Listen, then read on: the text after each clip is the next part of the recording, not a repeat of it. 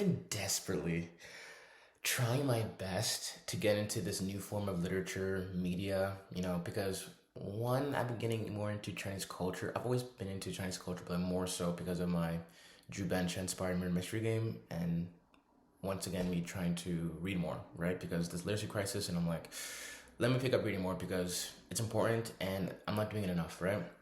So I've been, as a kid, I found manga, anime, all these things, but I never read any Chinese web novels.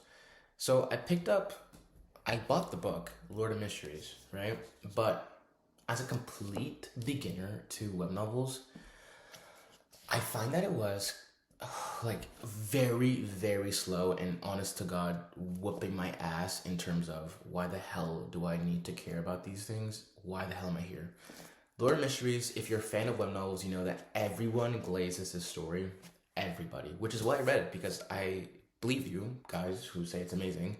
It's also up my alley. I love occult, I love secret organizations, I love mystery, I love cosmic horror, I love powers, I love the Beyonder system. It seems really cool.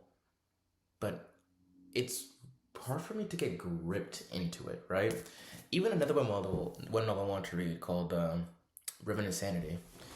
I love Fang Yuan. I think that's such a cool character with a cool philosophy, but it's the type of philosophy that I like when it comes to the saga of Tanya the Evil. You know what I mean? Like, I kind of enjoy the anti-hero, morally gray character, or the character who's really obsessed with self-preservation, which is why I enjoy Saga Tanya the Evil web novel, Fang Yuan. There's other characters. Like, I like Deadpool, but whatever. He doesn't really fit into it perfectly, but yeah. But everyone, when you want to read Revenant Sanity, they're like, don't read Revenant Sanity because you need to read other Shanxia Wuxia novels before you consume this cultivator novel, because it's kind of like a subversion of the trope, and like if you read Revenant Sanity first, you're not going to enjoy anything else. And I'm like, well, the truth is I don't want to read any other ones. I just want to read Revenant Sanity. You know what I mean? Maybe I'll read I Shall See the Heavens, because he's another YouTuber, I'll link him down below, who talks about Shanxia Wuxia novels, and I think he wrote it himself, if I'm not mistaken. But I'm just sitting here reading Lord of Mysteries. I'm like didn't really consume much for like under 50 chapters in, right? Compared to the novel I'm going to tell you that I love, and it's so fucking good and just gripped me immediately. And it's the web novel that got me into Chinese web novels, because you'll see why. But basically, I'm just sitting here being like, okay, so when is it going to get good with Lord of Mysteries? I'm hearing its peak, I'm hearing it's amazing, but I'm waiting for it to get good, and I'm not seeing that, and I don't know when it's supposed to happen, because I'm just reading the book, like almost like edging myself on the edge of my seat, waiting for me to be like, so when is the good part going to happen? Apparently, though, people said that the first 100 chapters is a lore dump and quite slow, and that's okay. I've read slow classic literature books before. I can do that since I know what the payoff is, you know what I mean? But with this book, I have no idea what to expect, and I'm not sure what I'm waiting for. So I'm just reading it, enduring this like transmigrator, steampunk fantasy, currency, beyonders, random people in the fog in this space, and you're like, okay, like, when is it gonna get better, right? Revenant Sanity, I read the first few chapters too. It gripped me immediately, actually. I thought that was really easy for me to just get into. I didn't have to fight my ass off to, be engaged in it the same way I have to do Lord of Mysteries, where it feels like I'm going against the current, knowing I'm going to like this, knowing it's peak, yet waiting for that to happen. The web novel I'm going to tell you about, because it is so freaking good, is 10 Days Ultimatum. This is very popular in China domestically, apparently. There's even a live action TV show coming out with a very popular actor. I'm not sure about him too much, but people seem to love him, and he apparently brings a lot of fans and money and investments. And yeah, if he does, it's gonna be really good. But 10 Days Ultimatum, the reason why I liked it so much is because it's my favorite genre. Like, I love death games in general. Some people will read that, they'll be like, oh my god, like this guy likes gore and violence. And no, I don't like death games for that. I like death games not in the Saw aspect of it all, but more of the Hunger Games aspect of it all. You know what I mean? Like the battle royale, only one can win, King of the Hill type shit. But when it comes to 10 Days Ultimatum, or let me actually talk about my other references on why I like 10 Days Ultimatum, because if you consumed one Danganronpa to Zero Escape, Kaiji Ultimate Survivor, Kakegurui, or even Squid Games, like I have no idea why you wouldn't like Ten Days Ultimatum. It's one of those stories where it's just like, if you like what I just told you about, which is all the things I love deeply, my favorite medias of all time, Kaiji Ultimate Survivor, one of my favorite anime of all time, Kakegurui as well, very fun. You have no reason not to like Ten Days Ultimatum. You just have no reason not to like it, right? But when it comes to the other one, also told you about Lord of Mysteries, Reverend Sanity, I can't really reference to you other novels or media that funnel into that. You know what I mean? Because I've never consumed work like Lord of Mysteries, let alone Reverend Sanity, really. But the Saga of Time and the Evil, with the same, morally gray, self-preservationist protagonist who does questionable to downright evil things to, ensure their survival. That's the only other web novel I can think about, or light novel I can think about. But yeah, I just think it's um very easy for someone like me who is one struggling to get into Chinese web novels to have a gateway from the media I love and care about so deeply to then reading 10 Days Ultimatum, the Chinese web novel that is very popular in China. It made it really gripping and enticing for me. So I'm on chapter 50 on 10 Days Ultimatum, right? I consumed it in like a day and a half, 50 chapters. I'm in it. You read the story and you're like, I'm even gonna link like resources down below. Please understand, like there is a Chinese kind of shittily made and sounded AI animation. I don't want to shit on it because it's the only thing we have and it's better than nothing. But I watched the first episode. I think it was titled episode 0 for some reason, but it was it gave me the taste I needed to read the novel, right? Because one, I love any media where it's a group of people locked in a room or like a closed confined space. The Mist, that movie, or once again Danganronpa, Zero Escape. I love a group of people wake up in a room being like, where the hell are we? What's going on? What's happening? And a random person with the mask, or like the avatar, or like the game master, being like, let's play a game. And you're like, a game of what? A game of life or death. Only one can. You're like, okay, right, cool. And I'm sitting there reading the story, being like, I'm sad, bro. I'm sad. So the basic premise of the story, not to spoil too much of it, but I will dive deeper into later, is basically a group of 10 people plus a man in a goat mask. A goat mask that is honestly smelling like rotten, decaying flesh. Presumably, you're assuming that the goat was recently killed and then beheaded and then put on this person. And the guy says, okay, there's only 9 people in this room, and you guys have to play a game, and whoever wins will become a god. And nothing about me, my favorite premise, trope, whatever the word is, I love what's the word I'm looking for? Like Madoka Magica, where like the girlhood to godhood pipeline. You know what I mean? Like girl becoming a god, a man becoming a god, or a man fighting god, or a man defeating god is one of my favorite premises ever. And when they said that, I was like, okay, I'm sitting here, I'm sad. I don't know where this is gonna go, because most typical death games are centered around capitalism, right? Like whoever wins gets $1 million, a lot of money, or their debt cleared, right? Like a lot of Squid Games, Kaiji Ultimate Survivor does that, even Kakegurui, right? Like School of Gambling. But for the initial premise to be kind of devoid of money, it was just like, oh, I didn't know you can do that. Like, okay, like a death game that is money is not the main currency here. Like it's either you survive and you win to become a god, or you die and that's it. It's not about money. It's not about capitalism. It's just becoming a god. And because it's a Chinese, the author's referencing Chinese mythology, right? Like Nua is the god that they're trying to recreate, because apparently she is the Chinese equivalent, or the main person in the Chinese creation story, where she's the one who created human beings.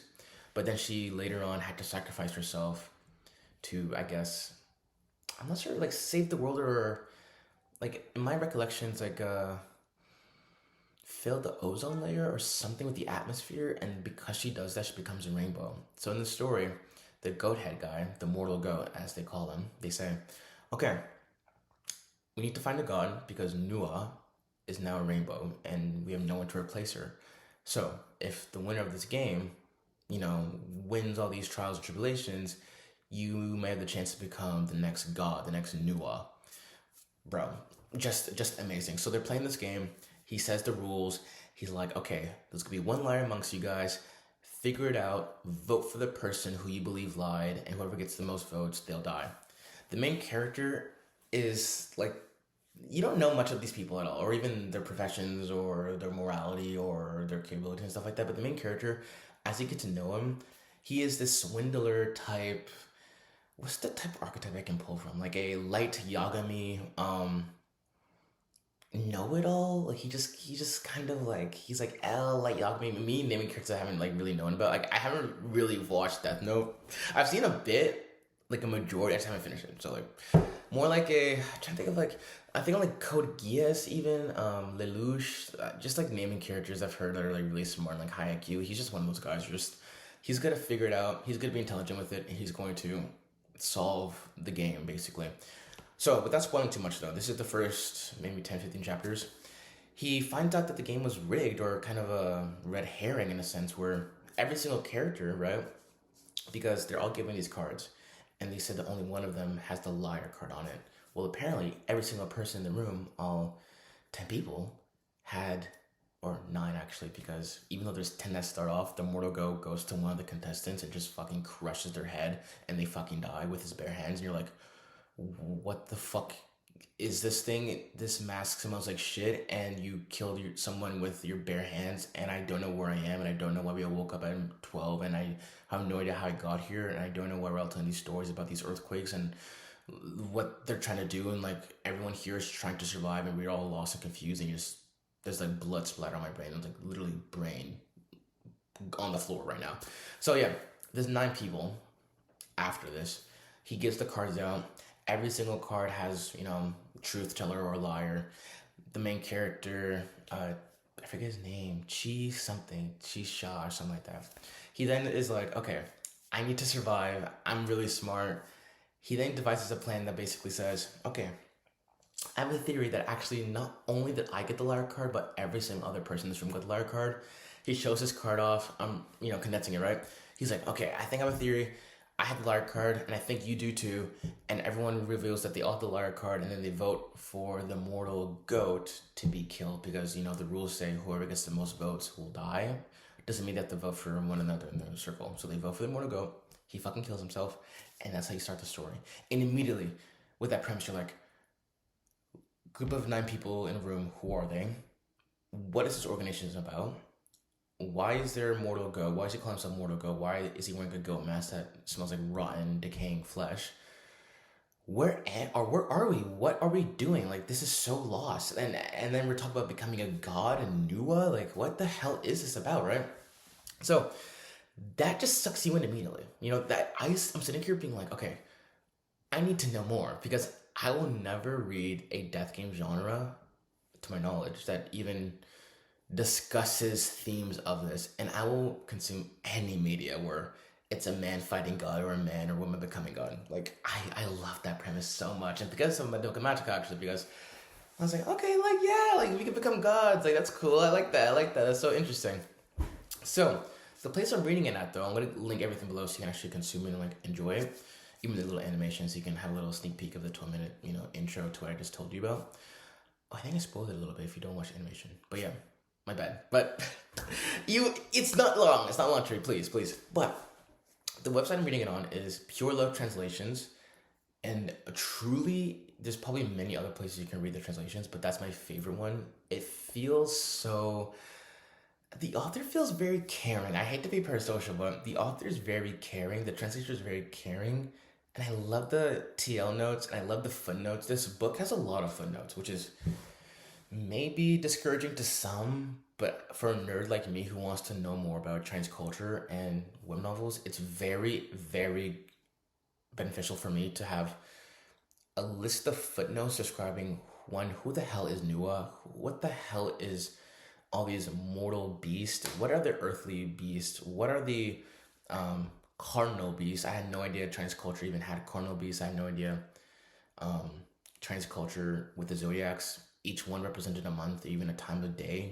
I'm learning all these things through the web novel, or even the game Eagle versus Chicken, right? Like this little game kids play in China, and how that plays into future chapters, right? Or even the term Chekhov's gun, where every single detail information that's being given by the author is going to matter maybe soon or later or much, much later down the story, which I find to be so, so cool and so amazing.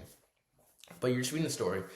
Immediately you're sucked in, right? Lord of Mysteries, you have to wait. You're just kind of like lollygagging in the world and sitting with the world and exploring the world that Klein is discovering himself as the transmigrator, right? But in the story, you're once again trying to discover the world, understand why they're there, what their purpose is, and how to escape because they want to go back home and not be constantly fighting for their life, of course. But from that one scene, that one event, you're instantly brought into, for me at least, the questions of why are we here? What is this God thing? How do I leave? How do I win?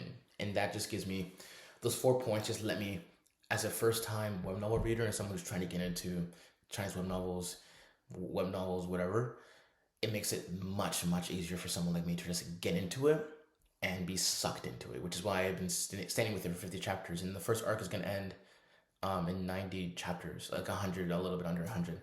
And I'm already halfway there. So I have no idea what I'm going to even say when the first arc is over because who knows what the story is going to be. And because it's Chinese and I've never consumed the Chinese death novel before, I have no idea. Like, every time I read it, I just have no idea what's going to happen. I have no idea. I'm always lost because the main author is pulling from Chinese mythology and the Chinese zodiacs and the earthly beast and the cardinal beast and all these things. And because he's pulling from references I'm not aware of, he is the story in the novel. The novel is always novel to me. It's always new and refreshing, exciting for me because I have no idea what's going to happen. But as someone who has consumed Japanese death novels and Western um, death games, movies, etc. in the past, it doesn't want. I don't want to say it gets typical, but you're like, okay, like it's about money. This could be a bad guy who's really rich, and they're gonna take advantage of the poor people. Squid Games kind of felt like that. I felt like there's nothing new for me because I consume the genre so much. The only thing that'll be new for me probably would be if I consume the manga Usogi. People love that. I tried to read it. I didn't get into it. Not that it's bad. I was just like lazy, dude. Honestly, that's just the truth. And I found the art style in the manga to be kind of disorienting to read. I'm like, where am I? This isn't. There was blending. I'm kind of confused as hell. But yeah, please check out Pure Love Translation. The author's amazing. Very considerate to first time 10 Days Ultimatum readers, TDU readers, first time web novel readers, people who are not well versed in Chinese culture at all, instead of just blasting us with all these Chinese knowledge and not explaining it at all. They're very considerate, being like, hey, if you're not Chinese, if you're not knowledgeable on these things, here's the footnotes, here's the Wikipedia page, here's the description. I got you. And that felt very considered for me for someone who has not much Chinese knowledge. I do have a lot compared to like my friends and stuff and I guess the general public, but I did not know anything about Nua. I had no idea about the earthly beast and how the earthly zodiac signs represent a time of day and a certain month. I had no idea. And so many other things, right? So yeah, I even gave them $10 to support them because I think their work is amazing. And I really, really would recommend you to consume their work. The author and the translator is 10 out of 10 in my opinion. So yeah, like, just to like end it off now, like, I just want to say that as a person who really, really did try as a beginner of web novels, 10 Days Ultimatum made it extremely easy for me to get into and it hooked me immediately compared to Lord of Mysteries. I'm giving it a 5 out of 5 stars. Please. It is well loved and beloved in China. It is domestically very popular. People in the West are just not aware of it. I looked at YouTube videos, even the subreddit, not that popular, which is why I'm making this YouTube video now so I can get some eyes on it. So, if you like death games, like I told you, all the other references, give it a shot. Just pick it up and read it. Let me know what you think. I want to buddy read this with someone, if you can start a community or people in the comment section. I'm also only on chapter 50, so if you're reading this, do not spoil it, please. Do not spoil it. But pick it up. Just give it a chance. Like, there's so many other web novels in the world out there that I want to read, but I have, no idea about. But 10 Days Ultimatum made it extremely accessible for someone like me, a Westerner who is not well versed in Chinese culture, let alone this space of literature. And as someone who really did try to read Lord of Mysteries, I found it extremely slow and boring. And I felt like I was fighting the current to like it versus 10 Days Ultimatum. I just immediately liked it. There was no fighting. It was just intermediate. This is up my alley. I know I'm going to like this. and I've been loving it the entire time. And I'm only on chapter 50. I'm not even done the first arc, the first volume, and I think it's such an amazing web novel. So I'm going to keep you updated. I was going to talk about chapter 1 to 50, have a discussion about it, but I think I'm going to leave the video off now. I think it might be better for me to have a full recap, telling you my thoughts, spoiling it when I finish the first volume, the first arc. And then we'll talk about it later. And I also think, as someone who wants to write my own Death Game novel, it's giving me a lot of ideas, because I would love to make my Death Game kind of inspired by Ten Day Ultimatum, but instead of Chinese mythology, mine will be pulling from early Christian texts, i.e. Gnosticism. If you know, you know, but one of my also special interest is Gnosticism. I think it's such an interesting religion frame of thought that recontextualizes a lot of early Christian text, or even Christian text that we're aware of now. And to have a Death Game centered around Gnosticism as a philosophical point of view, maybe become the next Sophia, the next demiurge. If you know, you know. If you know, you know. Let me know what you think about this, guys. Please read Ten Days Ultimatum. Click the links below. I'll give you links for the animation, even there's a full Chinese animation too, like 500, 600 episodes, but it's only in Chinese. I'm going to link it down for you guys. If you speak Mandarin, lucky you, you can watch it. If you don't like me, it's there. There is some guy who translated 2 episodes into English, but it's been a few months now, but I'll even link his channel below just to put the word out there. Yeah, and thanks to Pre-Love Translations, because translators matter, and they're doing such amazing work, and it just recontextualized the way I saw literature, transliterature, even translators' role into bridging the gap between the East and the West, because we have so much abundance of machine translated works with ChatGPT and AI and stuff that we're losing the art of translation. And Pure Love Translation is bringing the art of human translation and making it accessible for people like me to consume great works like Ten Days Ultimatum. So I think it's important for you guys just to, read their work, support them if you can. I gave them my money because I love their work. And yeah, thank you for watching. If you got this far, that's really brave of you, because this video's long and people don't watch long videos, let alone about web novels. So if you're one of those people who are like me, who even stayed this this far, comment, hit me up. I don't know, let's read the story together. And also, if you have other good favorite Chinese web novels, please comment them down below, please. Or any other literature that you like, or web novels, just comment them down below. Any country is fine. I just want the best so I can make a TBR list and then consume whatever sparks my interest and my interest, right? So yeah, 10 Days Ultimatum. I'll try and get through this, but maybe I can make a thumbnail. But yeah,